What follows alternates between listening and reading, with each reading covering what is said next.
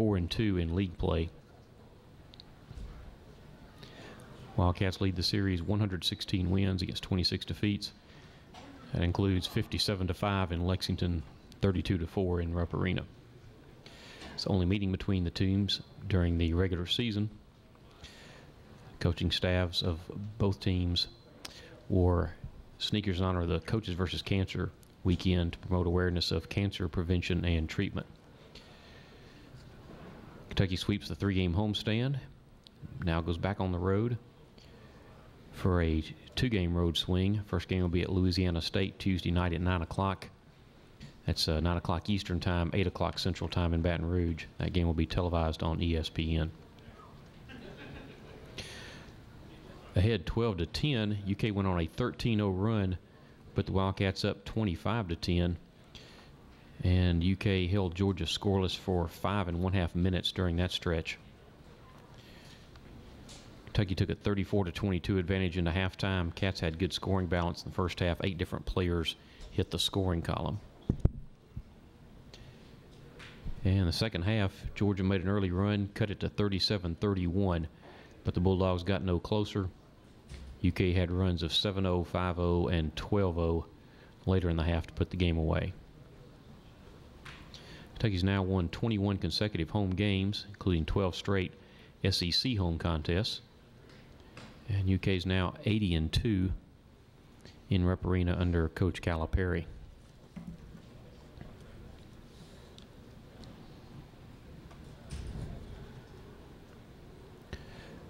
Another note, during the Coach Cal era, UK now 34-0 when holding the opponent to 55 or fewer points. Defense a big key for Kentucky today. Wildcats held Georgia to 32.7% from the floor. That's UK's best against an SEC opponent this season and the best defensive performance since the Boise State game. Boise shot 31.9% in that game. UK held Georgia to 32.7 today. Kentucky had 11 blocked shots, including 6 by Willie Cauley-Stein. And 11 blocked shots ties a season high for the Wildcats. And again, most against a Southeastern Conference opponent.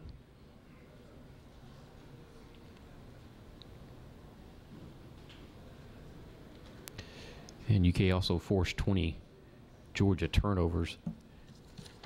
And that led to a 19-6 advantage in points off turnovers. Wildcats also did a good job getting on the break running. UK won fast break points 20-6. And a good effort today by the UK bench. Once again led by Alex Poitras, who had 11 points today. UK's bench outscored Georgia 22-7.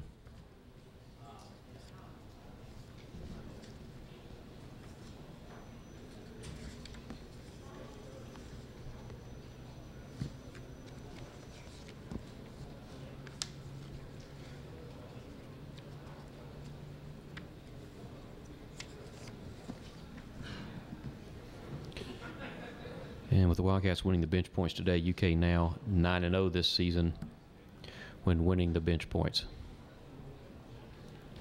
Thank you.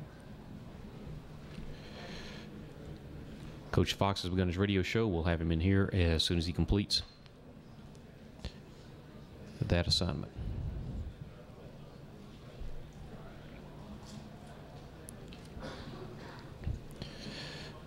It's balanced scoring for Kentucky today,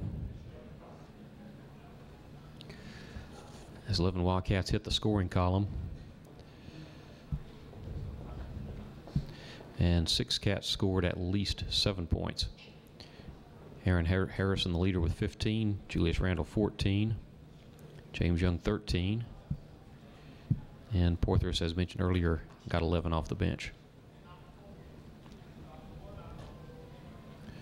Good floor game for Willie Cauley-Stein, in addition to his 8 points and 3 rebounds. He had 6 blocks, career high 6 steals.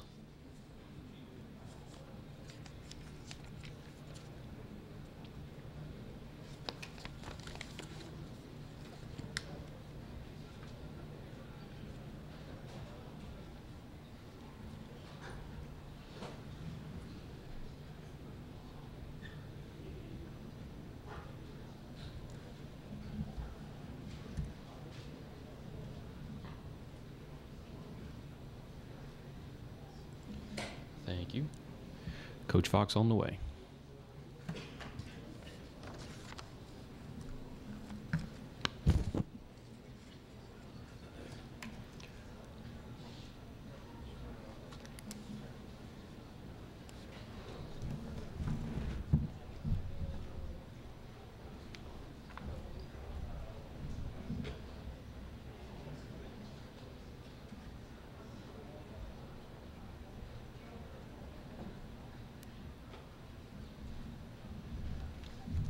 A reminder, please signal the microphone holder so we can get the wireless microphones to you. Thank you.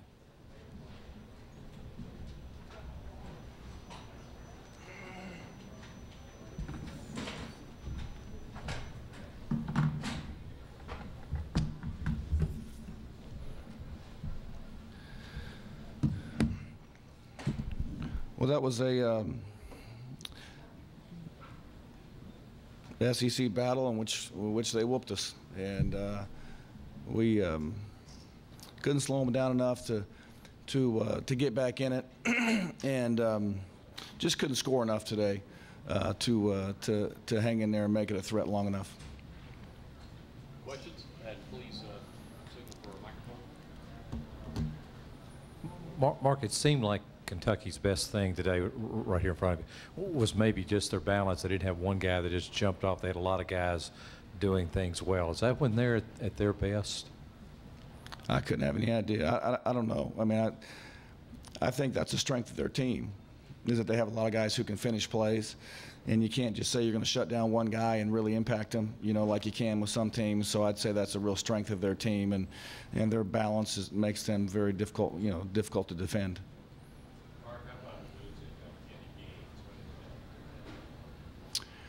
Well, it's not that we just lost Kenny Gaines. We lost Juwan Parker, and we had no two guards, not one. And so that had an impact on how we had to play. I mean, quite frankly. So we had to basically play, you know, three bigs most of the game.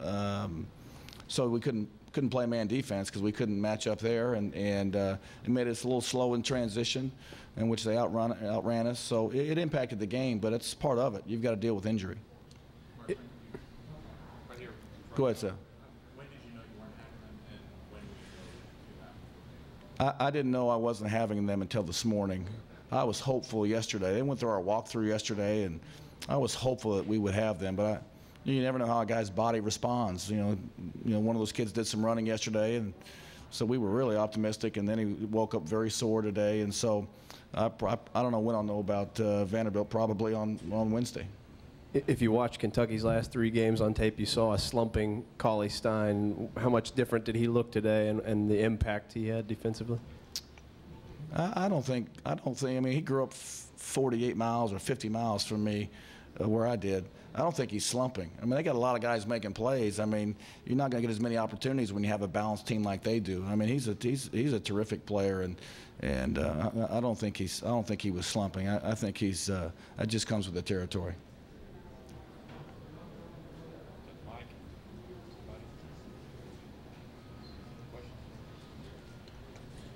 Mark, as you know, the weather wasn't the best, and 23,000 or almost, I think it was, in the arena. What do you think that says about the passion of the fans? You want me to comment on the fan base here? They don't need any more pats on the back than they already get.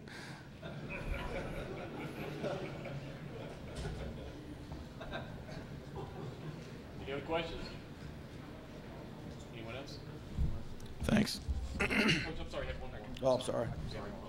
I'm sorry. Impact of not having Gaines to hit. I mean, I know Brandon hit a couple, but the outside shot really seemed to impact the half-court offense. And Well, it's not the half-court shot. It's that you have to play a power forward out there on the perimeter, and so it's just everything that you do is disjointed, and instead of having three perimeter players, you have two, and you can't totally adjust your system of play in 36 hours. Thank you. Thank you very much, Coach. Thank you.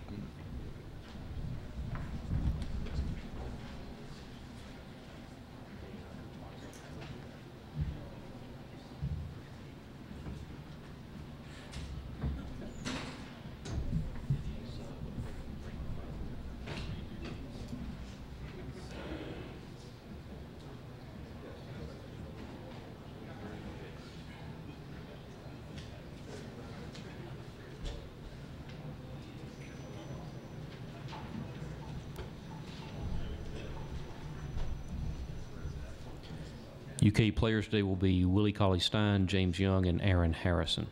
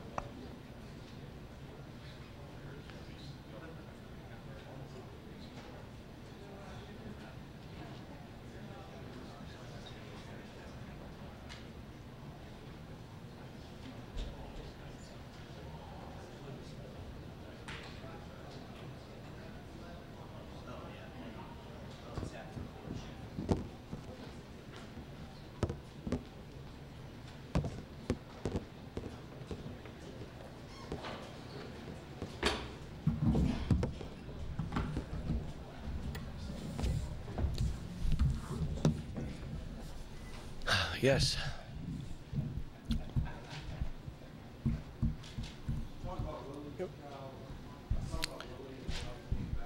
Well, he was, you know, I told you, he was unbelievable in practice. And he was in a totally different frame of mind. And he performed. Now, he was a little shaky at times out there, but he's just now coming back from that other stuff. So you still had the dregs in there. You know, he had a little bit of it in there. But I thought he played well, blocks, steals, moved his feet, made some baskets, 2 free throws. That's who he is for us. But also, like Alex. See, my thing with Alex is I need him to shoot a couple jumpers. Like he drove in there a couple times, he didn't need to. You're at 15 feet, shoot the ball.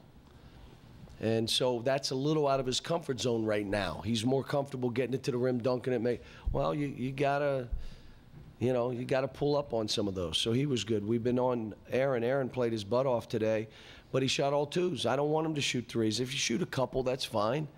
But you're not shooting 6 or 7 3s. That's not who we are as a team. Andrew did a good job. Julius did a good job. I don't think we had very much ball stoppers. Everybody moved the ball.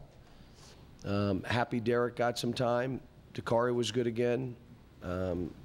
Dominic and Jared are doing what we need them to do.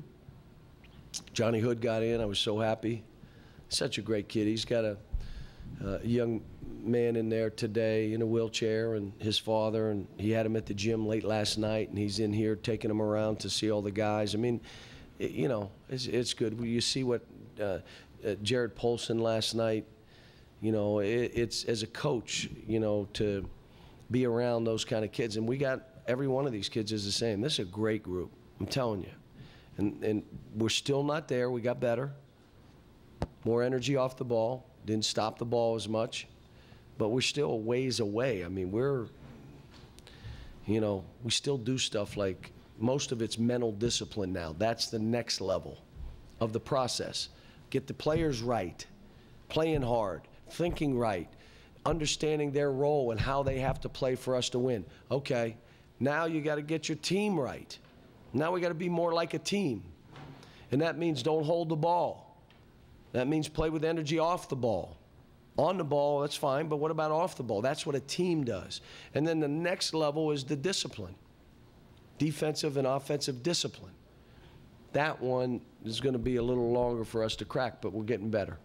Cal, the stats don't necessarily aren't crazy for Andrew, but it seemed like, again, you feel Good like point guard. the offense is Played running the way you want it through him. He missed 3 runners that when he got upset about the one and put his head down, I took him out. It was a great shot. You missed it. Now, you're going to have an attitude, head down on that? It was a great shot. And, that's the thing he and his brother are getting by. So now you don't see it as much anymore. They understand. Just play for your team. Take the shots you're supposed to take. John, I'm certainly no basketball Benny, but when you look down through your stat sheet, is that more like what you like to see from your team overall? It seemed like a lot of your players doing what you said you've been wanting them to do. They all did that today. Well, we need, again, you like to have every guy in here have an opportunity to get in that game, but this isn't CYO. So there are games you can play a lot of people, and there are other games that guys don't get minutes, and they got to be prepared the next time it happens. But when you look at this and what we're doing it is about players first. You got to get them right. You got to get them in the frame of mind. And then you get your team right. Now, for us, that means, if you in any way are not playing for your team, you're watching me sub guys out now. You're out. If you're not doing what you're supposed to defensively for us, you're out. Somebody else is playing. And I'm trying to hold them more accountable. But, like I said, what hurt George, and I told Mark after, having that guard out really put them in a tough spot. So here you go. This shows what a great coach he is. He kept them in the game with that guy not in there. He played a lineup he's never played at Georgia. He had like 4 centers on the court at one time. And they had a chance. It shows you the job he's doing with his team. But the guard being out, that was a big blow. And we didn't learn about it. He hit it until right before the game. And we saw he was starting like this huge team. I said he must be playing all zone. Which is what he did.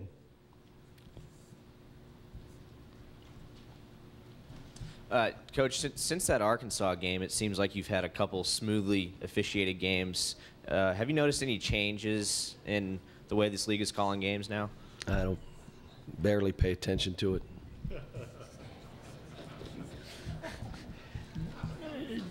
John, lately you've been talking about how your team needs to play more like a team over here and less for themselves. You've kind of touched on it a little bit. Do you think they took a step forward as guys playing for each other? But here's the thing. My job is to teach them that. Well, they should know it. Well, let's just think about it. Every one of these kids was a centerpiece of their high school team. Whenever they got the ball, they tried to shoot it. If they couldn't shoot it, they tried a little bit more to shoot it. And then one more thing to try to shoot it. And if they couldn't shoot it, they passed it. Now, where they passed it, knee high, head high, ankle high. And then after they passed it, they all stopped to watch him play. If they played a man that was scoring, they played. If they played away from the ball, they didn't play because it wasn't their man. Now, all of a sudden, you get them here playing against 22, 23-year-olds, and they're 18, 19, who have been through wars. And you're trying to teach them to be a team. And you can't start until they learn how to play hard, until they learn how to compete, until they learn how to battle. They learn how to play a full possession. You can't worry about your team. Your team will stink if individual players don't learn those things. Now that they learn it, you move on. The process is the next step. That's why teams are way ahead of us. They're 3 years with the same unit. They're going to be way ahead. But I'm pleased with our team. I like this team. Just will we be disciplined enough to be special? Not about do you have enough bodies. It's not about, well, they're really that skilled. Oh, we're okay. Will we become the team and have the discipline it takes to really make a run to do something unique and special? We'll see. It seems like Dakari's teammates are more confident in taking the ball into the post with it. Have you seen that progression and that trust over the last few games? The amazing thing about this team, they all are rooting for each other. They all want Derek in there playing. They're happy for Dakari. I mean, they throw him the ball. And the biggest thing is they do want to win. So if he's helping us win, they're ecstatic. They were worried about Willie, but they helped Willie. You know, they talk to him, and like I said, we can win without Willie. We're not winning big without Willie. We're not playing with those big guys without Willie, but you can win games. We need him. So, but this stuff is a process. This was a good game for us. We're learning. They're trying. I'm giving them the day off.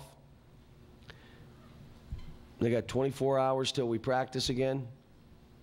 Tomorrow after 4.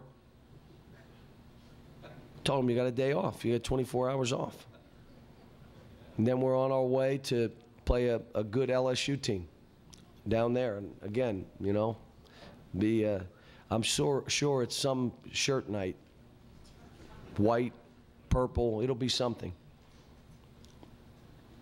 Thanks, folks.